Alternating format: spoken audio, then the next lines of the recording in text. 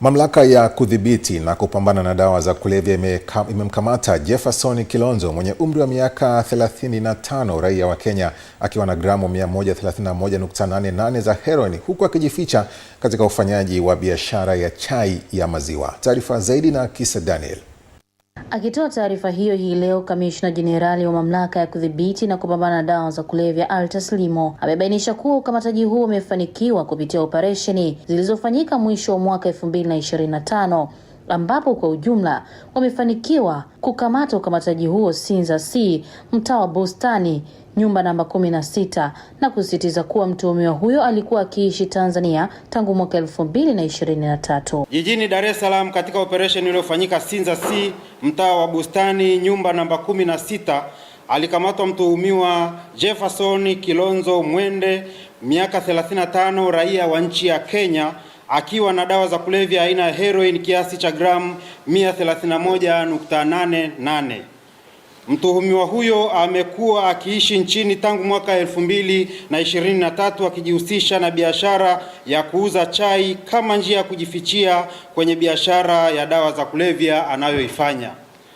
Raia huyu wa Kenya tumemkamata, na baada ya kumkamata na kumhoji tumebaini kwamba alikuwa anaishi nchini toka mwaka 2023. Na kuishi kwake huku alikuwa amekodi pikipiki 4, lakini pia alikuwa anatengeneza chai ya maziwa, akawa anasambaza kwenye maofisi mbalimbali. Katika kusambaza chai hiyo ndipo alipokuwa anapatia nafasi ya kutengeneza na kuuza dawa za kulevya. Lakini baada ya kumhoji zaidi, amesema kwamba ilibainika kwamba baada ya kuwa na upungufu wa dawa za kulevya nchini, aliamua kuchukua fursa hiyo ya kuja nchini, kupanga nyumba Sinza huko na kuishi na kuanza kuingiza dawa kidogo kidogo na kuanza kuisambaza katika maeneo mbalimbali ili kujipatia kipato. Aidha, mamlaka ya kudhibiti na kupambana na dawa za kulevya katika operesheni zake ilifanikiwa pia katika mtaa wa Wailes, Temeke, Dar es Salaam, kukamatwa kwa pakiti 20 za skanka zenye uzito wa kilogramu 20.03 zikiwa zimefichwa ndani ya balo la mitumba na kufichwa kwenye basi aina ya Scania la kampuni ya King Masai Tours lenye nambari za usajili wa nchi ya Msumbiji namba AAM 297 CA.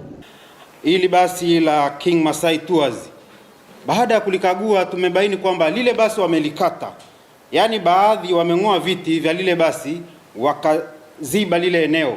Kwa hiyo ukiingia ndani katika kukagua abiria utaona kama umefika mwisho, lakini kumbe nyuma yake wameng'oa viti wakaziba, alafu baadaye eneo lile walilotoa viti ndilo wakalifanya kwamba wanajaza mizigo haramu ikiwemo dawa za kulevya. Kwa hiyo lile basi ukiliangalia katika hali ya kawaida utaona liko salama, utafungua labda pengine buti, utacheki, utaona hamna kitu na maeneo mengine, lakini kumbe wameng'oa viti vya abiria wakalitenganisha mara mbili, nusu abiria na nusu eneo la kuweka mizigo. Kwa hiyo ni lori hapo ni basi la kusafirisha abiria. Na hapa mamlaka ya udhibiti usafiri ardhini LATRA wakaeleza kuhusu kukamatwa kwa basi hilo, wakisisitiza ukaguzi utaendelea kwa kushirikiana na mamlaka ya kudhibiti na kupambana na dawa za kulevya. Natoa wito kwa wamiliki wa magari haya ya abiria, hasa yale yanayokwenda nje ya nchi, waache kufanya kubadilisha miundo ya magari yale na kufanya hivyo wanavyofanya, kwani hasara inakuwa kubwa sio kwa yeye msafirishaji tu, kwa taifa